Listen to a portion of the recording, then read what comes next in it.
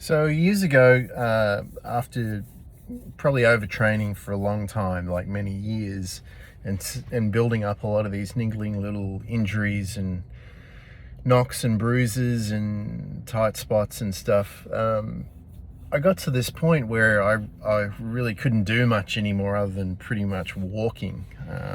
You know, I was just waking up sore all the time, and I wasn't training at the time. But I needed to get back into it because I was feeling really sluggish and not that healthy, and I could feel the energy in my body needing to get out.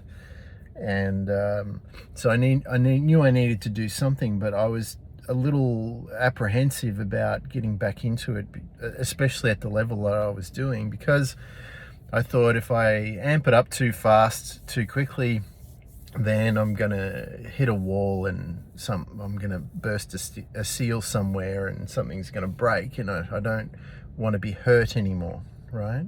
Perhaps you can relate.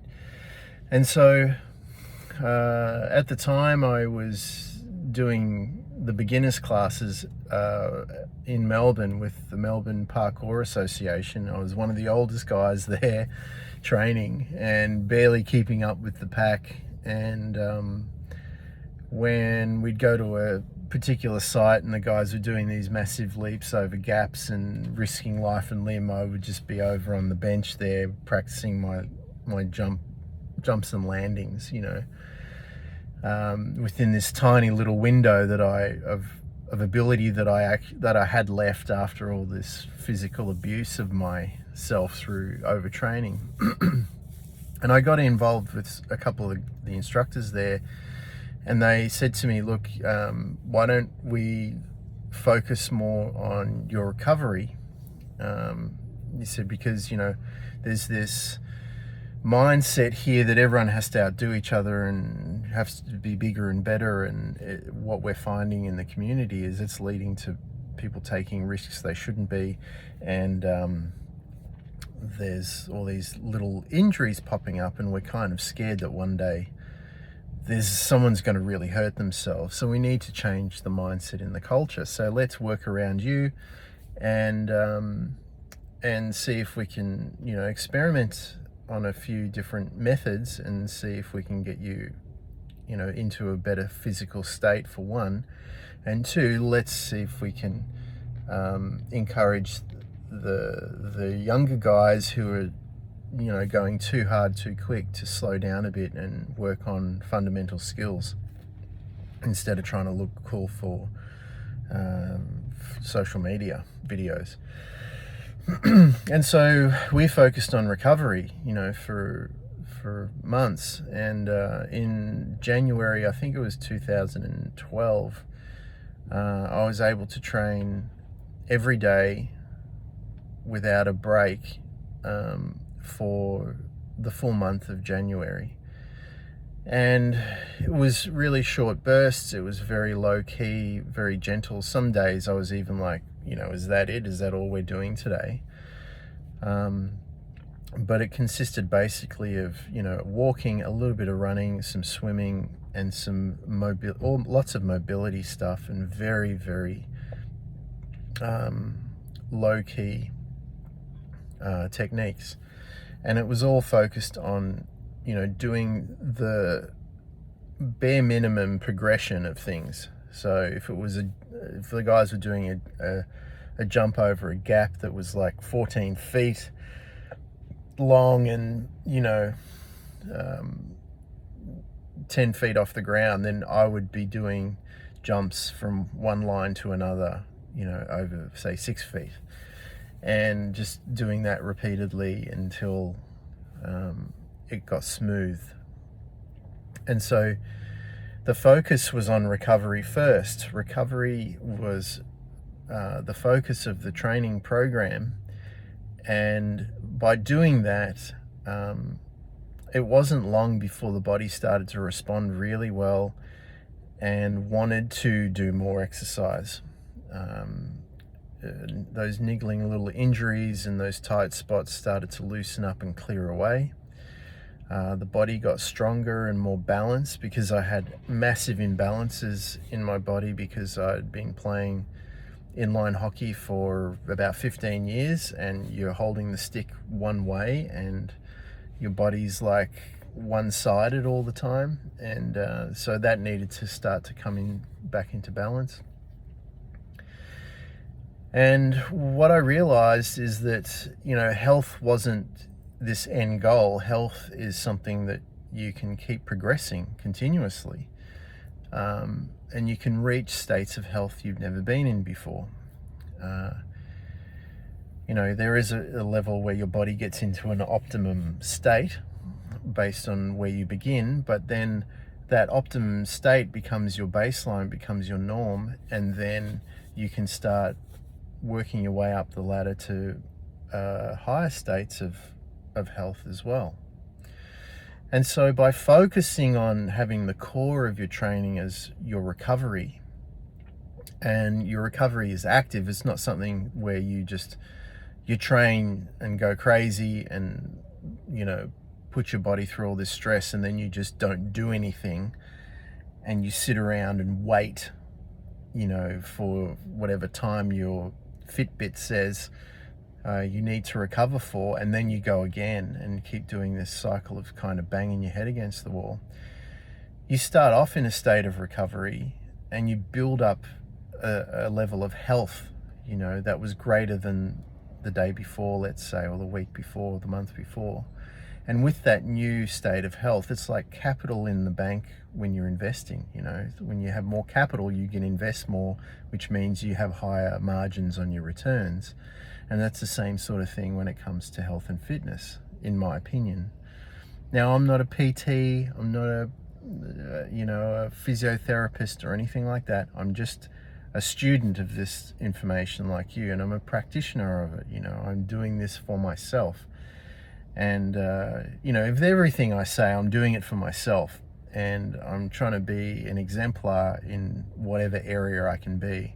Now, when I say an exemplar, I'm not talking about being the world champion of things. You know, there are people that I know that do that, and they do that very well, and they're incredible examples for me.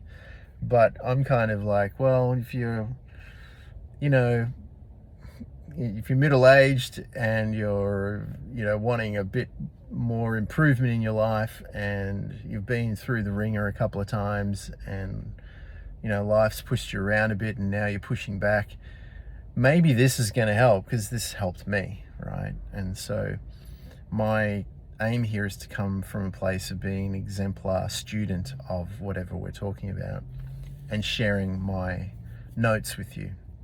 And if it helps you, great, use it and run with it, you know. And if it doesn't, well, don't worry about it. Go to the experts and find out what they're saying and listen to them. Or even better, tune into your body, relax more, quiet things down, and tune into yourself and work things out for yourself and find your own rhythm and your own patterns. So, taking rest and recovery as an active process, turning it into a skill, we actually got to the point where we were able to engage these recovery processes whilst in the midst of stress and exercise. And this goes into a deeper principle, especially one when it comes to manifesting and aligning your future reality, especially ones you've never experienced before, especially states and emotions and levels of being that you've never been in before. Rest and recovery is so important, because the more relaxed and more rested you are, the more energy flow you allow through your body. And the deeper you can get and immerse yourself in the experience of having your manifestations happening already before they collapse into your reality, if that makes sense. We went round it, but we got there in the end. So the more relaxed you are, the more of a conduit you are to this cosmic self, right? This more aligned self with the highest states that you can be in. And you can start to chip away and steal these moments and from the future and bring them into your present and experience them now. And they become an attractor. They become an attractor in your field. Your core of your energy starts to tune into this state of being, of having it already happened and landed in your reality. And it gets momentum. And instead of the magnetism of the past coming in and dictating who you are and what your future's going to be, it's your future that's coming into the present and leading you and drawing you towards it. It's a much more powerful process. The reason why we don't all do it all the time is because, like the saying goes, that I think Einstein was quoted, reality is an illusion, albeit a persistent one. So we get caught up in all these distractions of our reality, our present moment, but the thing is, our present is a culmination, a collapsing of our past, right? Everything that's happening in the present is a build-up of things and choices and actions and thoughts and feelings that we've had in the past. So instead of living in this three-dimensional timeline, linear sequential timeline of thought, word, action, reality, now what we do is we're in reality, and we bring the thoughts, feelings into the present moment, and then we act on that from there, right? We've heard this all before. It's pretty straightforward. It's a different thing when it's in practice, though, especially when you're creating things that are outside of your comfort zone, or you're reaching for levels that you've never experienced before. I find those are the most difficult. How do you embody an emotion of being a certain way that you've never been before? Well, the short answer is it takes a lot of imagination. You have to be really good at dreaming while you're awake. And, this is just a side note, but one thing I noticed when watching the Matrix movies is that they're all wearing sunglasses all the time, even at night, right? And yeah, it looks cool in the movie, but I started to look into maybe why that would be possible, why that would be necessary. And if you know anything about the neuroscience behind meditation, especially when you're going into deep meditation, they put blindfolds on, or eye masks on, is that what you're doing is you're removing the sense of sight, the light coming in through the senses, and you're putting the brain or the senses into a dark room, basically, without any doors or windows. And what that does is that over time that starts to encourage the glands in the brain to produce melatonin. Now, melatonin is associated with sleep, right, or dreaming. And if we do another jump over to, I think it's the Tibetan practice of, what's the practice called? It slips my mind at the moment, the actual term, but it basically means the practice of lucid dreaming, or dreaming while being awake. Now, why is it that in a dreamlike state you can do things that are impossible or that you've never done before? For example, flying. People have had flying dreams, or teleportation dreams, or able to move things with your mind through telekinesis and all these, what we would call supernatural or psychic abilities. Why is it that you can do it in a dream, but you can't do it while you're awake? And people go, because it's the real world and that's the dream world, and all that stuff comes up. But there's a theory that says that the mind is creating the reality. All right, even the one that we're in right now, that you could just be a brain in a vat somewhere, having a virtual reality experience, that all this is an illusion and it's just very seemingly real. Now, in order for you to hack that system and to be able to start to make changes in it, and we're not talking as extreme as, psychic ability, although it comes, it's a possibility in this theory. But it's what we're talking about is a matter of just making changes so your life is more enjoyable, right? So you have the things that you want, you're being who you want to be, having experiences that you desire to have. How do you do this? Well, your mind is the limiter, right? So the reason why it's not happening is not because it can't happen or you're not deserving. It's that the mind set, the operating system that you're using, is programmed with certain boundaries and limits. And in order to have these experiences outside of those mindsets, you need to change the mind that's doing it, right? And so we need to alter the mind that is sleeping while we're awake. And what I mean by that is, if you can't do things because of these limiting beliefs, then we'd call that a sleeping mind, a mind that isn't aware of the possibilities that are outside the boundaries of itself.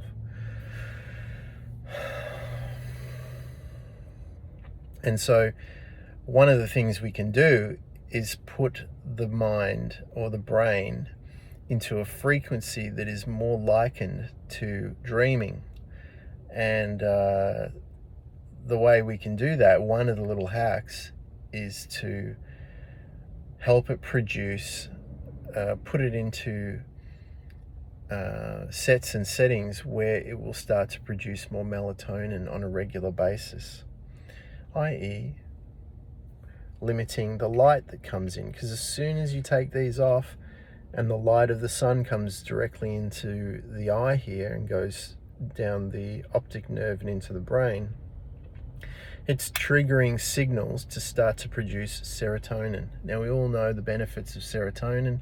It makes you feel good, wakes you up, makes you really alert, but it also puts you into a very let's say an awake state, in terms of I'm awake out of bed, right? And an alert state. And so that alert state is not really associated with dreaming. It's more associated with activity. And that activity state is more generally, unless you can train yourself into being active in those active states, into deeper frequency states, you're looking at being generally in a beta state, a beta brainwave state. And if you're stressed in that state, then you move into a high beta state, which is associated with survival and fight, flight, or freeze responses. So, coming back, if you can be more relaxed, you can chill out, you can put your brain into a state that is more dreamlike than alert. It's a relaxed alertness, not a stressed out or tense or active alertness. Then you can shift the brain into, say, a alpha brainwave state, or better yet, a theta brainwave state, while staying awake. And then you can start to reap the benefits of being in a mind altered state, a brainwave state that is associated to REM sleep or dreaming in a theta frequency, which naturally will get your brain to produce more melatonin. And when you're in that awake dreaming state, a lot more things are possible. You actually slip into a different rule set, right? It's like You know, we know about Newtonian physics. There are certain limitations with Newtonian physics. This is possible, that's not possible. And for a long time, that dictated what possibilities were available to us in the physical world. And now with the new model of quantum physics and the observer effect, there is a lot more possibilities. The limitations, the rules and the boundaries and the borders have gotten more soft, and sometimes they can be bent and other times they can be broken, and in some cases they just dissolve and cease to exist altogether, and you're in a whole new way of experiencing your reality, based on the view you have of it, right? Not that anything has necessarily changed out there, but how you are perceiving it now in terms of what's possible, its potentials and its limits, its boundaries and its freedoms all begin to change. And that's going to be very useful for you when you're trying to create these experiences that you've never experienced before, because instead of forcing yourself or straining or being active in a way to get to a certain state of being or space, what you're doing is you're opening the portal to a realm where all that is already inherent in the properties of that realm, if that makes sense. Anyway, there's a bit of food for thought for you.